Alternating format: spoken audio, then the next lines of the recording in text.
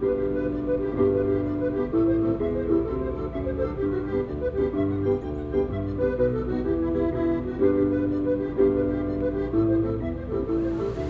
j'ai en train de surveiller le sirop qui sort. Faut que je vérifie qu'il sorte à la bonne température. Puis ensuite, il faut le filtrer, puis le canner plus tard. Puis aussi, il faut guetter les niveaux de nos réservoirs à l'extérieur. Il ne faut pas manquer d'eau. Parce que si on manque d'eau d'érable, il n'y a plus d'eau qui vient dans les pannes, puis on peut brûler les pannes.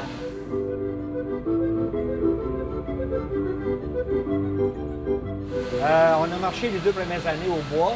Ensuite, on a conversé à l'huile. Mais l'huile, c'est un combustible qui devenait pas mal coûteux. Donc là, le bois, ben, on n'a pas vraiment le temps de le faire, donc on a compensé pour la granule. On a entendu parler qu'il y a une compagnie qui existait au Québec qui fabriquait des poêles aux granules. Il y en a plusieurs ailleurs au Québec, mais ici en Outaouais, c'est le premier. Et puis il y a une vis sans fin en dessous qui amène la granule en avant au feu, ce qu'on appelle au brûleur. Puis aussi, le gros du bruit, c'est le ventilateur qui souffle sur la granule pour attiser le feu, puis envoyer le feu en arrière, chauffer la panne.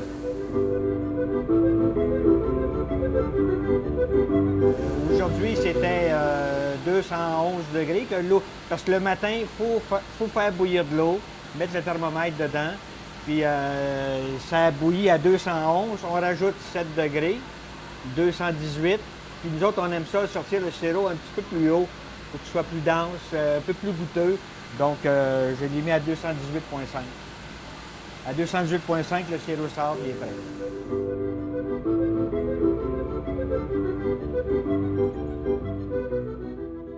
L'ancienne méthode pour voir si le sirop est prêt, c'est ce que j'ai fait tantôt. Il faut prendre une louche, une pelle, on le trempe dans le sirop.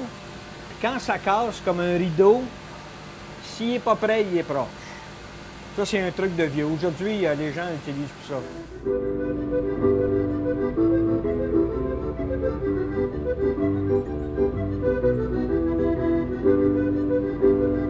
Il y a 18 ans, quand on a commencé, on était à Chaudière. On récoltait jusqu'aux petites heures du matin. C'est la première fois qu'on utilisait l'équipement neuf. On a fait 22 4 litres.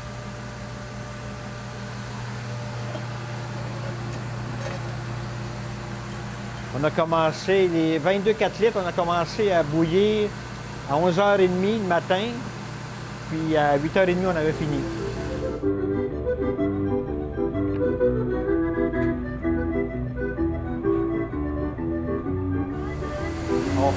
On fait à peu près tout ce qui peut se faire. Là. On fait de la gelée d'érable, caramel à l'érable, beurre d'érable, on fait de la tire d'érable, sucre mou, pain de sucre, bonbons durs, bonbons fondants, on fait du sucre granulé, puis on fait des suçons.